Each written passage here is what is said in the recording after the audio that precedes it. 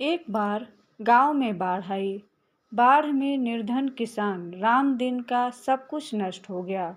घर ढह गया, फसल उजड़ गई, गाय बैल बह गए। बेघर बार राम दिन के सामने परिवार को पालने की समस्या आ खड़ी हुई। उसकी समझ में नहीं आ रहा था कि किस प्रकार अपने परिवार का पालन पोषण करे। कई कई दिन बिना खाए पिए गुजर जाते। हार कर राम दिन ने निश्चय किया कि वह पड़ोस के गांव में मजदूरी खोजेगा। मजदूरी मिलने में उसे दिक्कत नहीं हुई। एक दयालु किसान ने उसे खेती के काम के लिए रख लिया। रामदीन मेहनती तो था ही, वह जी तोड़ मेहनत करने लगा। फलस्वरूप किसान की फसल बहुत अच्छी हुई। ऐसी फसल पहले कभी नहीं हुई थी। किसान ने सोचा, रामदीन की कड़ी मेहनत का ही नतीजा है कि इस वर्ष उसे खेती में 3 गुना लाभ हुआ है। बदले में रामदीन को भी लाभ का कुछ भाग मिलना चाहिए।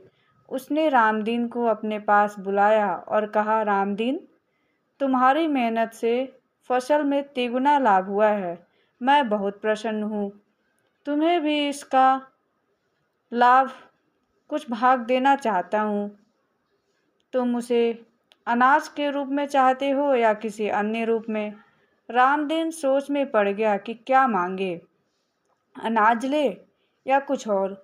उससे ध्यान आया, मजदूरी में से उसने कुछ रुपए बचा कर रखे हैं जिनसे कुछ महीनों तक परिवार का पेट भर सकता है।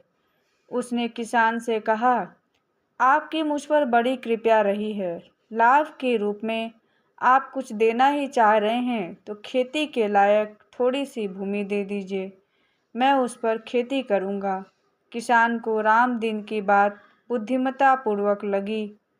अनाज तो कुछ दिनों तक ही काम आएगा, किंतु खेती से उसके कष्ट सदैव के लिए दूर हो जाएंगे। उसने तुरंत 2 खेत रामदीन के नाम लिख दिया।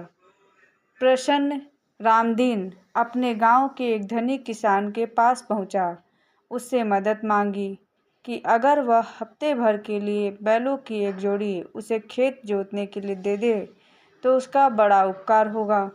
काम खत्म होते ही वह बैलों को लौटा देगा। धनी किसान बड़ा काया व्यक्ति था, किंतु रामदीन पर टूटी विपत्ति जानता था। उसका मन पसीज उठा। उसने तुरंत बैलों की जोड़ी रामदीन के हवाले कर दी।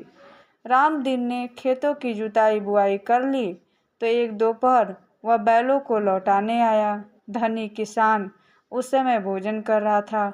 उसने रामदीन से कहा, बैलों को उस बाड़े में बांध दो। रामदीन ने वैसा ही किया और अपने घर चला गया।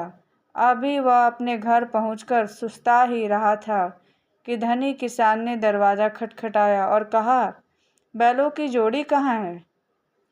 वह तो मैं आपके बाड़े में बांध आया हूँ। रामदीन ने उत्तर दिया, मगर बाड़े में तो बैल नहीं है। मैंने तो बैल आपके सामने ही बांधे थे। रामदीन ने घबराकर कहा। धनी किसान क्रोधित हो उठा और बोला, तुमने बैल बाड़े में बांधे थे तो क्या उन्हें बाड़ा लील गया? तुम्हारी नीयत खराब हो गई है रामदीन। तुम इसी समय राजा के पास चलो, मैं उनसे तुम्हारी बेईमानी की शिकायत करूँगा, तुम्हें सज़ा दिलवाऊँगा। रामदीन ने उससे विश्वास दिलाने की बहुत कोशिश की, किंतु उसने एक न सुनी। रामदीन समझ गया कि भाग्य उसके साथ खेल खेल रहा है। एक विपत्ति से छुटकारा नहीं मिला कि दूसरी टूट पड़ी। वह दुखी मन से धनी किसान के संग महल की ओर चल पड़ा।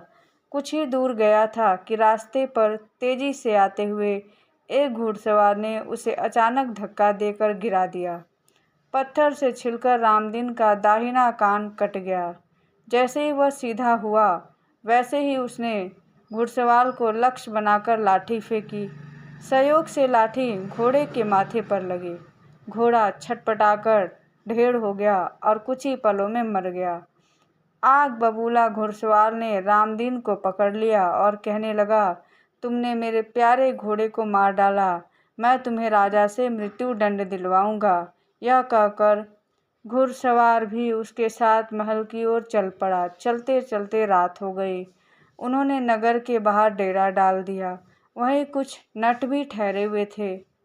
रात में रामदीन सोने के लिए लेटा तो मन भारी हो उठा।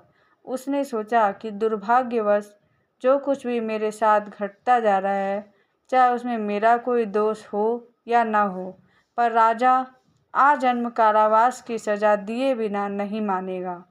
और अब मैं किसी प्रकार भी अपने परिवार की देखभाल नहीं कर पाऊँगा। और जब मैं परिवार का उत्तरदायित्व नहीं उठा पाऊँगा तो भला ऐसा जीवन जीने से क्या फ़ायदा। इससे तो अच्छा है कि मैं स्वयं फांसी लगाकर मर जाऊं और जीवन का अंत कर डालो। यह निश्चय करते ही वह आहिस्ता से उठा और नट के सामान में से एक रस्सी निकाली। रस्सी को बरगद की डाल पर फंसाकर फंदा बनाया, फिर फंदा गले में पहनकर लटक गया। भाग्य ने यह भी उसका साथ नहीं दिया। रस्सी कमज़ोर थी, टूट गई। वह नीचे सोए नटों के नेता पर धड़ाम से जा गिरा। नटों का नेता मर गया। नट जाग गए। उन्होंने रामदीन को पकड़ लिया और निश्चय किया कि वो भी उसे राजा के पास ले जाएंगे और न्याय मांगेंगे। दूसरे दिन तीनों अभियोगी रामदीन को रस्सी में जकड़े हुए राज दरबार पहुँचे। उन्होंने राजा को अपनी अपनी शिकायतें सुनाई। फिर उसने प्रार्थना की कि वो दुष्ट रामदीन को उसकी करनी का उचित दंड दे। राजा बहुत बुद्धिमान था। सारा मामला फौरन टाल गया। उसने सबसे पहले धनी किसान से पूछा, जब रामदीन बैल लेकर आया था तब तुम क्या कर रहे थे? हुजूर, मैं भोजन कर रहा था। धनी किसान ने उत्तर दिया, बैल तुमने देखे थे? राजा ने फिर पूछा, देखे तो थे हुजूर। बैल तुम्हें वापस मिल सकते हैं। सो कैसे हुजूर? पहले तुम उसे अपनी आंखें निकाल कर दो, क्योंकि जिन आँखों से तुमने बैलों को देखा था उसकी बात पर विश्वास करने को तुम तैयार हो? राजा के निर्णय से धनी किसान खिसिया गया। उसके बाद राजा ने घुड़सवार से पूछा, रामदीन का कान कैसे कट गया? उसे रास्ते का पत्थर लग गया हुजूर। रास्ते का पत्थर कैसे लग गया? घोड़े का धक्का खाकर वह रास्ते पर गिर गया। घोड़ा किसका था? मेरा था हुजूर। तुम्हें तुम्हारा घोड़ा मिल सकता है? घुड़सवार के चेहरे पर चमक दौड़ गई। सो कैसे हुजूर? ऐसे कि तुम इसका कान वापस कर दो। यह तुम्हारे घोड़े के प्राण लौटा देगा। राजा के निर्णय से काइया घुड़सवार संकोच में पड़ गया।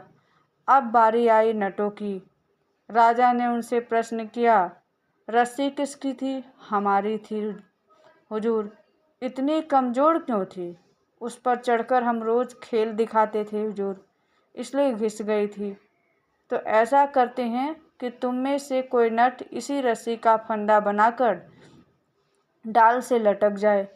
मैं रामदीन को ठीक फंदे के नीचे लटका दे रहा हूँ। रस्सी टूटेगी और वह नट इसके ऊपर गिर जाएगा और स्वयं अपनी मौत मर जाएगा।